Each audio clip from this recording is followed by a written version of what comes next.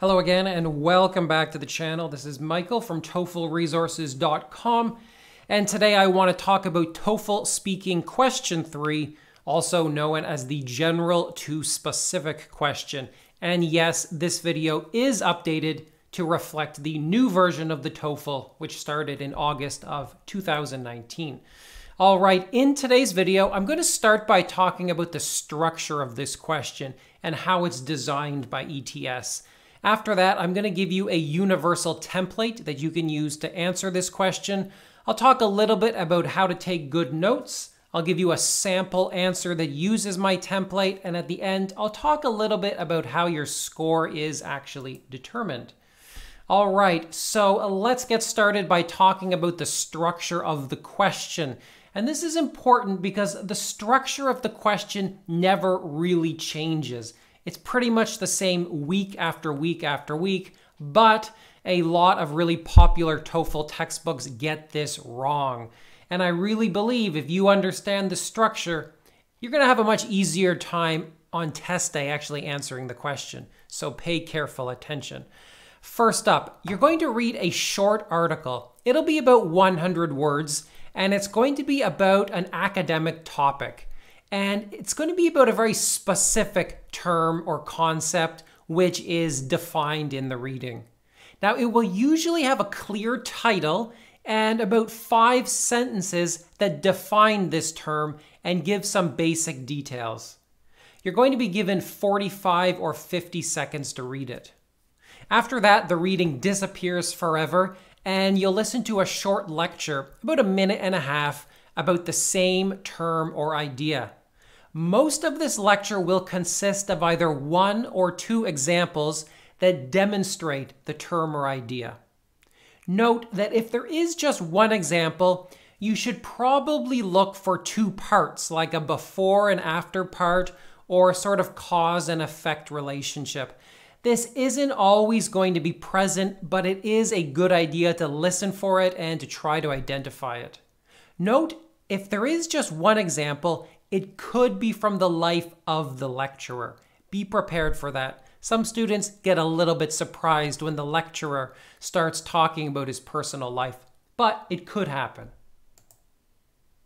Now, what are these readings and lectures actually about? What are the most common topics used by ETS? Well, I did a survey of about 500 students who took the TOEFL over the last 3 months, and this is what they told me. 60% of them got a question related to biology and specifically to animals. This is really the most common topic used by ETS. 60% is a big number, but it did not surprise me. Now, 20% also said they got something about business and marketing. Again, very common. 10% said they got something related to psychology and learning, and the last 10% got something broadly related to like art or history or literature. Now, this list is not exclusive. You could get something different. Like a few weeks ago, somebody said they got something related to urban design, which was new to me. So be prepared for anything, but if you're going to do some practice listening, maybe grab a few YouTube videos from National Geographic or something talking about animals, just to get a bit more comfortable listening to that kind of content. Meanwhile, I surveyed the same students, and 35% of them said they got just 1 example, and 65% said they got 2 examples. So we'll use a practice question with 2 examples today.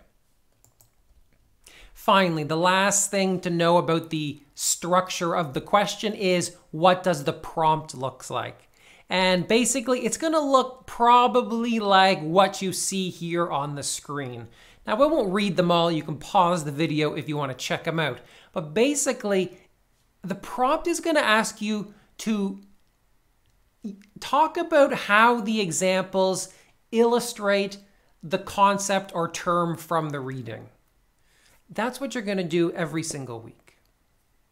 You're going to be given 30 seconds to prepare your answer and 60 seconds to speak.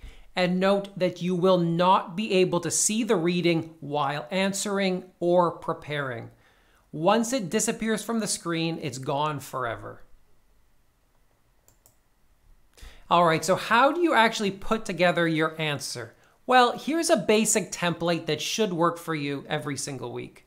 Start by stating what the term or idea actually is. The reading is about, and then just say it. Now, the good thing is usually the term or concept is actually the title of the reading. So this sentence should be pretty easy. After that, give a small amount of detail from the reading. It states that, and then give me 1 or 2 quick sentences. After that, you need a transition. Just pick one from the screen here. After that, you're stating the first example or the first part. To begin with, he mentions that, and then you're going to give as many details as you can remember from that example. Now, this could be 2 sentences or 3 sentences. Experiment with some practice questions to see how many sentences you can fit in without running out of time. Lastly, you're stating the second example or the second part. Next, he says that. And that's basically a template that you should be able to use every time. Feel free to change it. If something else works better for you, that's okay. But broadly speaking, this should work. Now, a few tips and tricks before we get to an actual sample question and answer. First of all, I really want to hear some transitional phrases like as a result or consequently or moreover and therefore. I know I say this in all my videos, but it is really important. Next, spend only about 10 to 13 seconds summarizing the reading at the most. Remember, most of your score is based on the listening summary. Keep that in mind. If you are a slow speaker and you got to cut something out, omit that small amount of detail part of the template. That's probably the least important part of the answer. Next, as I always say in my videos, I want to hear a mix of both simple and compound sentences. That will kind of show off your grammatical ability. It'll probably increase your score. And lastly, I do want you to paraphrase. I know this is hard, but please try not to use the exact same words that you see in the reading like in a row. Now, of course, you can use the same words, right? You can use the same words, but if you get like a string of the same words all together, like you're lifting a sentence or you're lifting half a sentence, that's going to be a problem. So try to paraphrase as much as you can. Use your own words. Now, today's sample question comes from the TOEFL IBT Speaking Questions PDF, page 7. This is a new document published by ETS a couple months ago. I'm going to put a link to it down in the video description. Look for the question about revealing coloration. And at the bottom of the screen, you can see the actual question prompt we're answering. So take a minute, open that PDF, look at the reading about revealing coloration, and look at the listening transcript as well. On the screen now are the kind of notes you need to take to answer this question. First, you got to take a few notes about the reading. Here's what I think you should look for. First up, make a note of what the term or concept is. In this case, it's revealing coloration. That's really easy to find. It's the title of the reading. Next, try to get the most broad possible detail from the reading. This is really just the definition of the term. In this case, it's a strategy used by animals to protect themselves. After that, try to get what looks to be the most important specific detail of this. Here it says that they use this to startle predators by quickly revealing bright colors. And you're noticing that I don't use complete sentences in my notes. I'm using choppy, broken sentences because that's a little bit faster. And then we listen to the lecture and we take notes. And this is the hardest bit of note-taking I know, but basically you're trying to get as many details as possible about both of these examples, as much as you can. It will take practice. There's no quick fix to bad note-taking. I can't give you some strategy that's just going to make it so much easier. Basically, you do need to practice. You need to improve your overall listening skills. It will get easier in time, I promise. But here's what I got. I won't read all the notes, but first up, I got all the notes about the first example, which is about the peanut bug. And then I got all the details related to the peanut bug. Next, I noted that the second example is the morpho butterfly, and I got as many details as possible about the morpho butterfly. And basically, that is what you got to know about note-taking. All right, so how do I put all this together into a sample answer? Well, basically, I'm just using the template I gave you a few minutes ago. I start by stating the term or idea. The reading is about revealing coloration. Then I give a small amount of detail from the reading.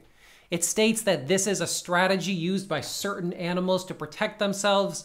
By suddenly revealing colorful parts of their body, they can confuse predators and escape.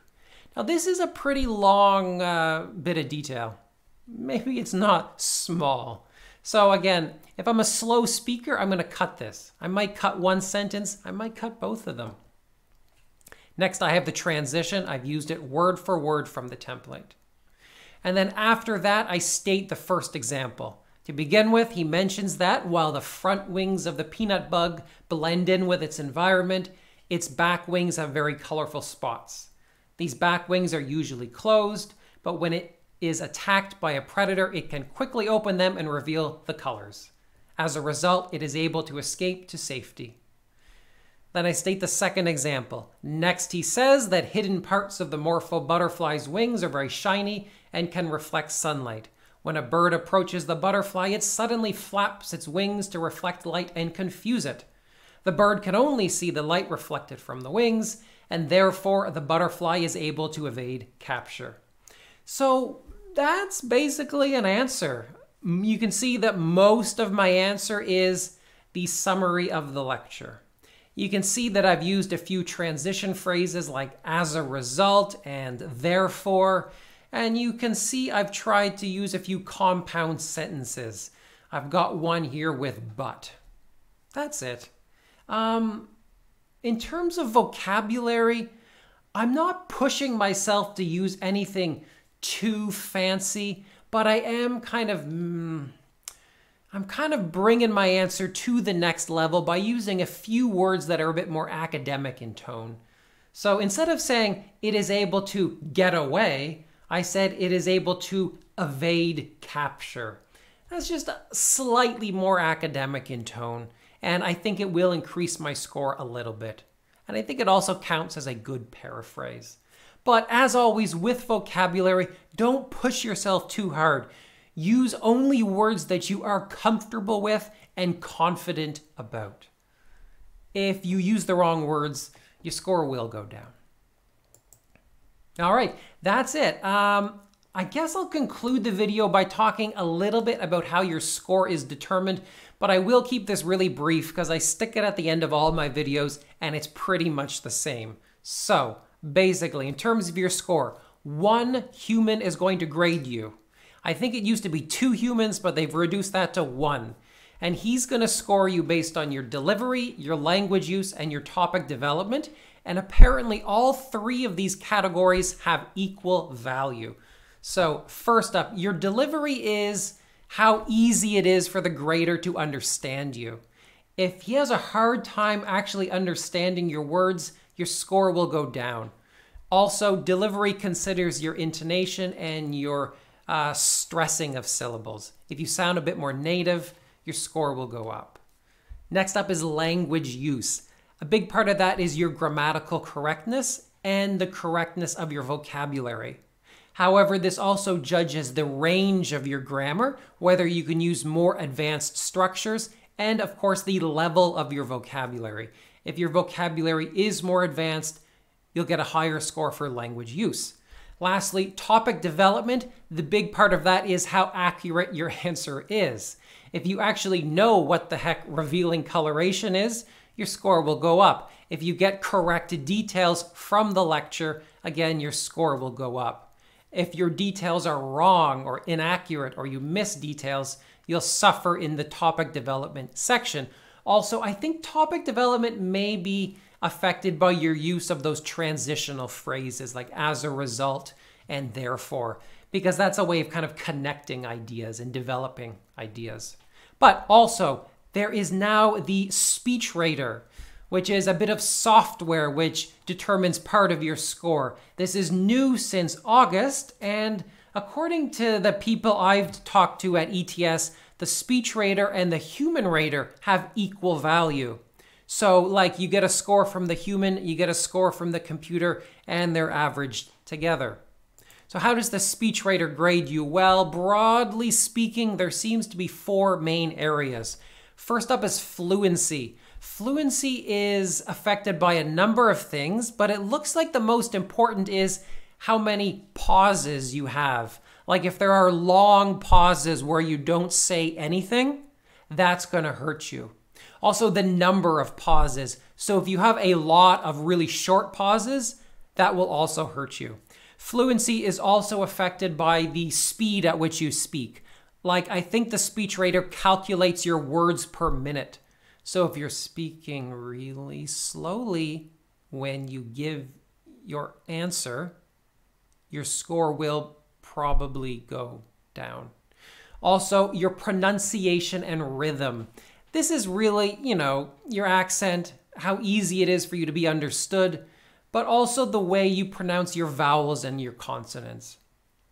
So if you have clear pronunciation and you have good intonation and good stressing on the syllables, you'll get a good score here. Grammar should be pretty self-explanatory. Just like the human, it's checking you for grammatical correctness and for the range of your grammatical structures. Lastly, vocabulary. The correctness of your vocabulary, the range of your vocabulary, and probably if you repeat words too many times, you'll suffer from the SPEECHRATER in this department. All right, that's everything I have to say about TOEFL speaking question 3. But if you want to find more of this sort of thing, you can of course subscribe to the channel. I try to put up new videos every couple weeks, or you can check me out at TOEFLresources.com. That's my website where you can find guides to every section of the test, and you can sign up for my essay evaluation service and my speaking evaluation service. I'm going to leave it at that, but as always, if you have any questions, leave a comment down below. I'll try to answer them as soon as humanly possible. Take care till next week, guys. I'll see you later.